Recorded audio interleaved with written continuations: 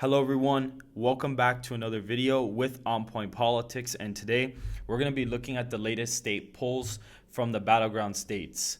Make sure to hit the like button and to subscribe for more content just like this. And so, looking at the safe states, Donald Trump is going to win these states that he won in 2020 by a pretty decent amount. These are all states that he won by over 15 percentage points. Now we are adding Iowa and Ohio into this column. Donald Trump won those states back in the 2020 presidential election by 8 points respectively. And so looking at these states now, considering that they have been trending to the right since 2008, and the fact that the popular vote is probably going to be redder than what it was in 2020, these states will probably be pushed into the safe Republican column, as well as Maine's 2nd congressional district.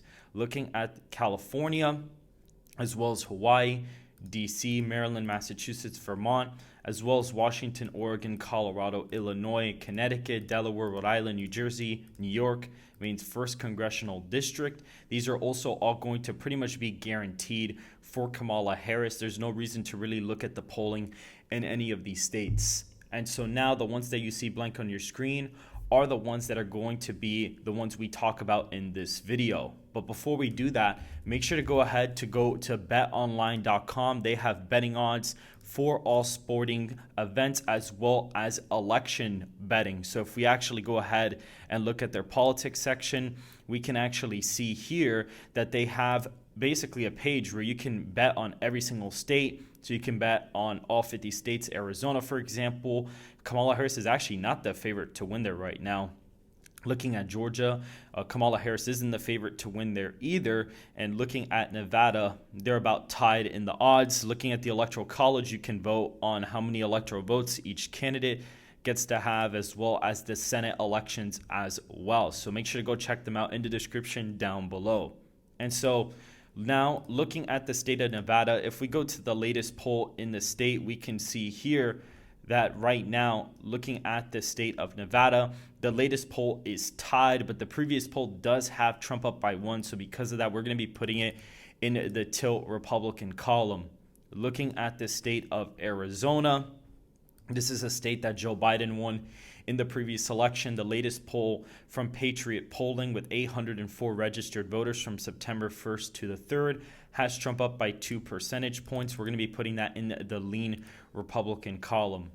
Going to the state of New Mexico, this is a state that Joe Biden won by 10 percentage points. And looking at the latest poll from August 25th to the 28th, with almost 500 likely voters from Redfield and Wilton Strategies, Harris is up 7 points in the latest poll, so that's going to put it in the likely Democrat column. Biden did win this by around almost 11 points, so this is a 4-point underperformance for Kamala Harris. Looking at the state of Texas, we actually have a brand new interesting poll from the state. Emerson has it as a 3-point victory. You could see about almost 900 likely voters from September 3rd to the 5th from Emerson College, sponsored by The Hill. Trump is only up by 3 points. But if you look at their sample, they are skewing this pretty much to the left. They did a series of polls from multiple states, and I'm assuming that they only showed their combined sample, which had Democrats up because they also polled California. But I'm assuming the electorate's probably tied, and the electorate there is probably going to be R plus 10, R plus 11. So this is going to undersample Trump by quite a bit, but we do have to put it in the lean column for the sake of the video.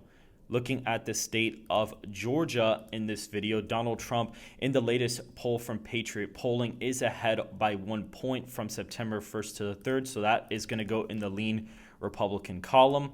Looking at the state of Florida, this is another state that we also have some polling out of from Emerson College, 815 likely voters. We see Trump is also up by 4 in the state. Again, I think there's a huge oversampling of Democrats there. It's probably going to be a better margin than that. I expect Trump to win the state by close to 10 to 13 points, depending on how good of a night he has.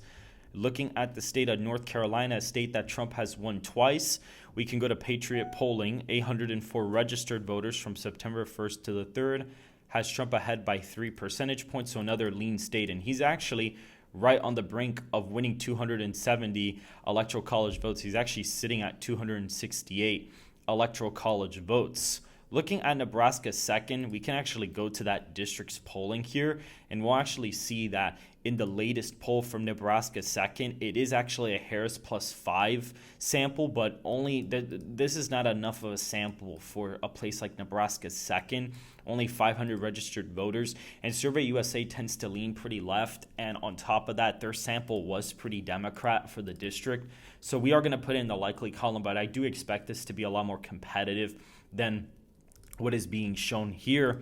Looking at the state of Virginia, we have a Harris +3 poll from Qantas Poll and News with 629 registered voters from August 20th to the 22nd. So that is going to go in the lean Democrat column. And so now we have the Rust Belt states left to fill out. Looking at the state of Minnesota, this is another key battleground state for the election, a state that, Harris has actually underperformed in. From the last Survey USA poll, they had Harris up 10. Now it's only a 5-point win, and this is like a month difference. So after nominating the VP from Minnesota, it's actually less blue in the latest poll, and Trump actually gained 3 points. Harris lost 2. So that's pretty interesting. About 600 likely voters from Survey USA. That still puts in the likely column, but definitely an underperformance. And now looking at the state of Wisconsin, we can see here in the latest poll that Trump is actually tied in the latest Patriot polling poll, but looking at Trafalgar, we do actually see Trump up by 1 in the state, so that does put a tilt margin on the state, and that does bring Trump to over 270 electoral college votes. Now looking at the state of Michigan, we're going to see here that Harris is actually up in the latest poll by a single point here, so that does actually put it in the lean Democrat column. Looking at the state of Pennsylvania, this is another Keystone state. It is the Keystone state, actually. But looking at the amount of registered voters, about 900, September 1st to the 3rd from Patriot Polling. Trump is up by 1 point here.